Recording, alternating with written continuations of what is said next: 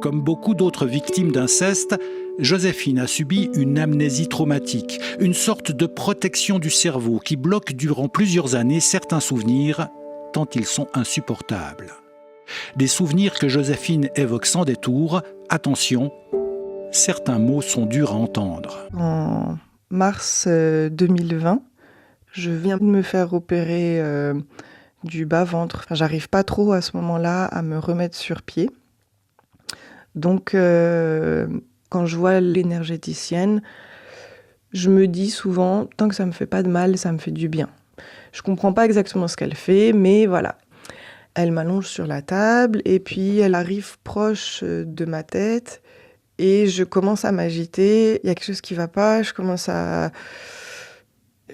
avoir envie de pleurer, enfin, je me sens pas bien.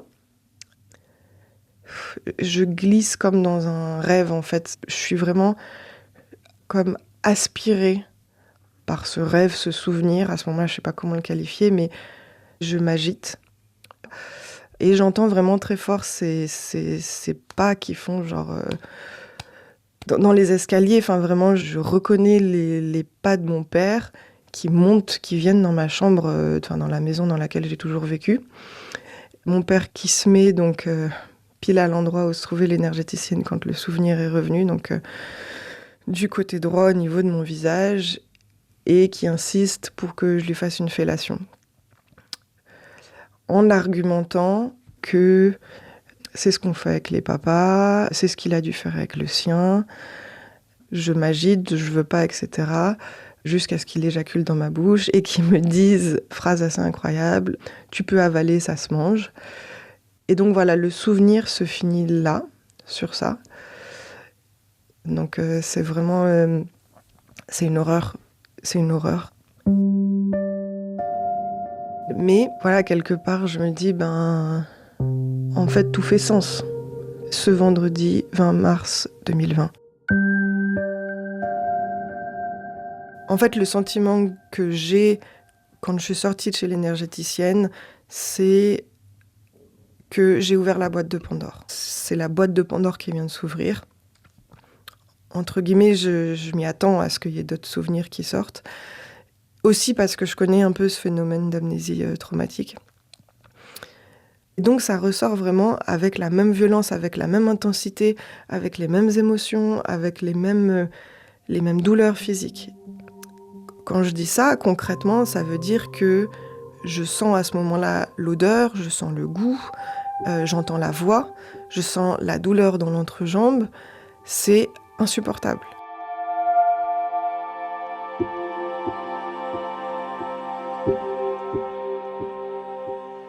Mon père est décédé le 15 mars 2011. Donc en fait, mon géniteur est mort pile 9 ans avant que mon amnésie se lève. La première personne que j'appelle, c'est mon frère. Et je lui dis, écoute, c'est vrai. Ce qui s'est passé. Puis il me répond, mais attends, de quoi tu parles? Il me demande un peu plus de détails, etc. Je lui décris quelques scènes où il est présent un peu en arrière-plan. Donc par exemple, une scène où mon père veut faire des photos de ma sœur et moi, et où en fait, il dit en fait explicitement ah non, encore cette histoire de photos, moi c'est bon, je me casse. Et donc voilà, quand je lui parle de ça, il me dit, écoute, ça...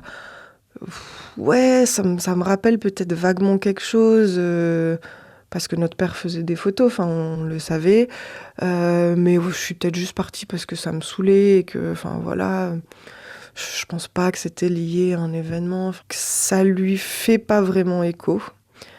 Et après avoir appelé mon frère, j'appelle ma sœur, et quand j'en parle à ma sœur, ça lui fait beaucoup plus écho. Autant pour mon frère, j'ai des souvenirs moins concrets, autant pour ma sœur, j'ai des souvenirs très concrets et du coup, j'ai aucun doute, en fait, sur le fait qu'elle était elle aussi agressée. Et quand je lui explique, elle est anéantie, et elle me dit, mais en fait, j'ai envie d'hurler et en même temps, je suis pas surprise parce que tout ça, ça fait sens. Quelque part au fond de moi, je le sais. Mais je dirais qu'après peut-être 8 mois, en fait, elle me dit...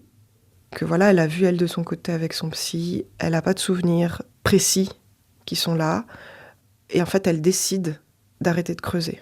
En gros, elle me dit vraiment, voilà, c'est quelque chose qui t'est arrivé à toi. Moi, j'ai pas de souvenirs.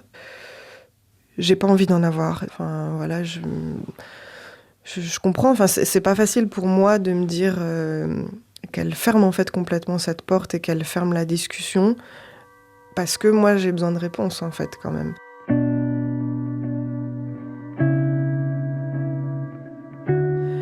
Ma mère, je mets beaucoup plus de temps à lui parler. Je pense que ma mère, je l'ai toujours vue comme une personne très fragile et vulnérable. Et elle nous a toujours fait du chantage, en fait, un peu du chantage au suicide. Donc, les souvenirs que j'ai de ma mère, c'est quand même quelqu'un qui disait régulièrement j'en ai marre, je vais sauter par la fenêtre. Enfin, moi, je suis assez convaincue qu'elle va pas se suicider, mais qu'il faut lui en parler. Sachant que ma mère avait mis en place des règles qui étaient une interdiction à mon père de venir nous dire bonne nuit le soir dans la chambre, une interdiction de venir dans la salle de bain quand on se lavait, et une interdiction de venir dans toute pièce dans laquelle on se changeait, ma sœur comme moi. Et donc quand je lui en parle, elle est complètement anéantie. Mais pourquoi tu me dis ça? T'as des souvenirs, c'est ça? Donc toujours cette même question, t'as des souvenirs, c'est ça? Puis là je lui dis, bah oui.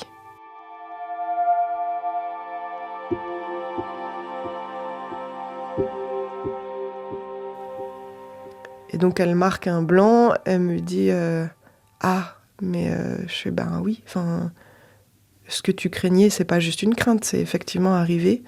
Il nous a agressés, ma sœur et moi. Il nous a violés et voilà. Ok. Et donc voilà, après la suite, moi je sais pas trop. Enfin, elle continue un peu sa vie de son côté. Elle consulte pas par contre. C'est quelque chose qu'elle a jamais voulu faire. Elle est dans le déni total par rapport à tout ce qui s'est passé. Et puis moi, en fait, ça a mis 1 an pour que je coupe les liens avec elle. Donc, et en fait, je supporte pas. Je supporte plus ça parce que je lui dis, mais concrètement, en fait, donc je l'appelle un jour, ça doit être 1 an plus tard, et je lui dis, mais en fait, concrètement, si notre géniteur était en vie, il serait en prison. Et toi, tu serais probablement aussi en prison, au moins pour complicité. Parce que clairement, tu savais, enfin, et t'as rien fait. L'omerta, c'est ça. On protège le secret, on protège l'agresseur, la victime, les victimes potentielles. C'est pas la question. Ce qu'il faut protéger, c'est ce secret qui doit rester au sein de la famille et qui doit pas s'ébruiter.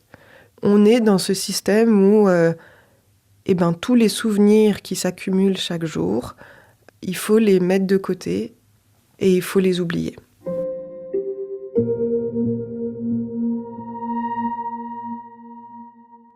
Je décide de porter plainte. Et j'ai dit à mon copain, mais en fait, j'ai le droit, je vais porter plainte. Enfin, parce que donc à ce moment-là, je veux des réponses. En fait, vraiment, ce que je recherchais, c'était des réponses. Et donc, quand je vais porter plainte, l'entretien a duré bien 4 heures. Où on reprend chacun des souvenirs que j'ai, chaque détail que j'ai. Donc, il y en a plus d'une vingtaine comme ça que je liste. La gendarme me demande les faits et c'est elle qui met comme chef d'accusation, c'est viol incestueux sur mineur par un parent ayant autorité. Et pour ma mère, le chef d'accusation, complicité de viol incestueux sur mineur par un parent ayant l'autorité. Et donc c'est ça, le chef d'accusation avec lequel je ressors de la gendarmerie. Et après ça, il y a quelques semaines, donc 2-3 ans plus tard, après cette plainte que j'ai déposée, j'ai reçu un non-lieu.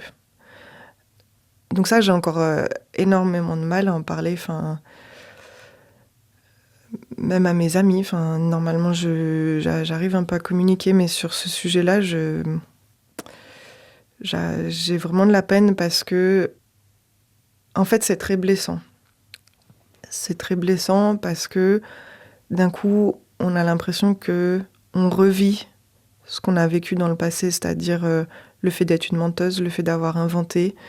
Et voilà, il y a en fait ce manque de reconnaissance du fait d'avoir été victime de choses atroces.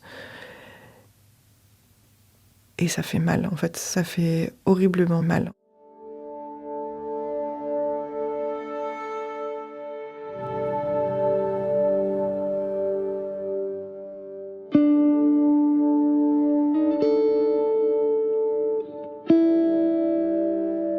Quand je pense que ce soit à mon géniteur ou à ma génitrice, le premier truc qui me vient, c'est beaucoup de colère. Beaucoup de colère, beaucoup de tristesse. Un sentiment d'injustice. Et en fait, je comprends pas. Je comprends pas pourquoi mettre un enfant au monde si c'est pour lui faire subir une telle souffrance. Pour moi, ça n'a pas de sens. Donc ouais, il y a vraiment en fait cette espèce de non-sens que je ressens quand je pense à mes parents. Après, il y a une part de moi aussi qui commence à grandir et qui commence, on va dire, à expliquer certains événements. Pas à les justifier, mais à les expliquer. Et donc je les excuse pas, je les justifie pas, mais je me les explique dans le sens où ils ont aussi porté leur trauma à eux. C'est pas sorti de nulle part. C'est pour ça que c'est très important de casser l'omerta, c'est que souvent les familles incestueuses vont reproduire des familles incestueuses. Et à un moment, il faut casser l'omerta pour casser ce cycle. C'est dur d'entendre ces histoires d'inceste. Pour beaucoup, c'est inconcevable, c'est inimaginable de se dire que un parent, un proche parent va avoir des actes sexuels avec son enfant. Mais en fait, ça existe. Il faut ouvrir les yeux sur ce problème et il faut agir. Parce que ces actes que subissent les enfants, c'est pas des petits traumatismes qui vont à l'instant T créer une petite frayeur. Non, c'est quelque chose qui va rester gravé dans la personne jusqu'à sa mort. Quand on porte plainte, les gens vont dire mais tu te rends pas compte, il risque la prison, il risque 10 ans de prison, 20 ans de prison. Oui, mais en fait, nous, en tant que victimes, on a pris perpétuité. Et donc voilà, moi, j'espère quelque part, je me dis, si moi j'arrive à en parler publiquement, peut-être que ça peut inspirer les gens qui n'osent pas parler, à en parler ne serait-ce qu'à un proche. Parce que quand une personne vit avec cette souffrance, c'est pas juste une souffrance qui reste de côté et qui n'a aucun impact. C'est une souffrance qui est active. C'est une souffrance qui nous crée des angoisses par moments. Pendant longtemps, je faisais des malaises sans savoir pourquoi. Et en fait, une fois que j'ai levé mon amnésie, c'était assez clair que chaque fois où j'ai fait des malaises, c'est parce qu'il y a des souvenirs, parce que d'un coup, je vois un homme qui ressemble comme 2 gouttes d'eau à mon géniteur. Et ben oui, forcément, ça déclenche un malaise. Et donc j'espère que par mon témoignage, les gens qui sont coincés dans le silence et dans cette omerta osent en parler au moins à une personne pour les aider à se soigner. Et quelque part, aussi un peu pour moi. Chaque fois que je raconte cette histoire, ça m'aide à prendre du recul, à me rappeler d'où je viens et où je ne suis plus à l'heure actuelle. Il y a plusieurs choses qui m'ont permis et me permettent toujours de me reconstruire. Avant tout, je pense qu'il y a quand même un gros travail thérapeutique. J'ai aussi beaucoup le sport. Une activité physique, ça aide beaucoup. Et puis dans mon cas, il y a aussi cette réflexion et cette reconstruction pour trouver une nouvelle voie professionnelle. Donc, c'était inimaginable en fait pour moi de retourner dans la recherche scientifique, dans le travail social. Et puis j'ai ressenti un fort besoin, en fait, un appel vers la nature. C'est vraiment ce besoin d'être dans quelque chose de très terre à terre. La décision, ça a été de me reconvertir en gestion de la nature. Ça, c'est un peu ma manière de me recréer une nouvelle Joséphine. de repartir à zéro et de dire, ça c'est mon nouveau livre. L'ancien livre, il est quasiment fini. Les traumas, c'est du passé. Ils sont plus dans le présent, ils ont plus de raison d'interagir avec le présent. Donc ça, pour moi, c'est mon moyen de, je pense, repartir de zéro, en fait, après cette levée d'amnésie.